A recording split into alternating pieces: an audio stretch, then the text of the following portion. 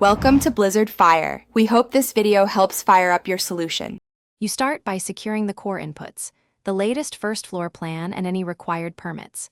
Once you have the plan, measure critical dimensions and mark load-bearing walls. This prevents costly mistakes. You should also confirm zoning setbacks and code triggers so your revision stays legal. If permits are required, file now to avoid delays. These steps let you act with confidence. They set the baseline for the design changes you'll make next.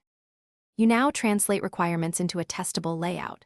Start a new layer in CAD or trace the plan and draw new walls, doors, and fixture locations. This keeps the original intact. Once done, walk traffic paths and confirm clearances for 0, 9M doors, 1, 2M corridors, and appliance access. Make sure mechanical runs accommodate changes, rerouting ducts or plumbing early avoids rework. If any structural elements shift, you finish by creating the build-ready set, dimensioned plans, material notes, and a simple schedule.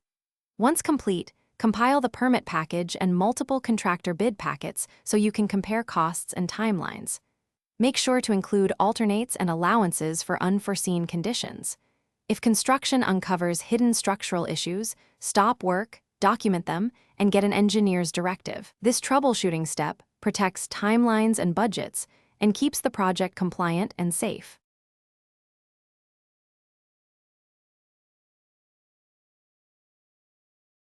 Thanks for watching. If you found this helpful, don't forget to like and subscribe.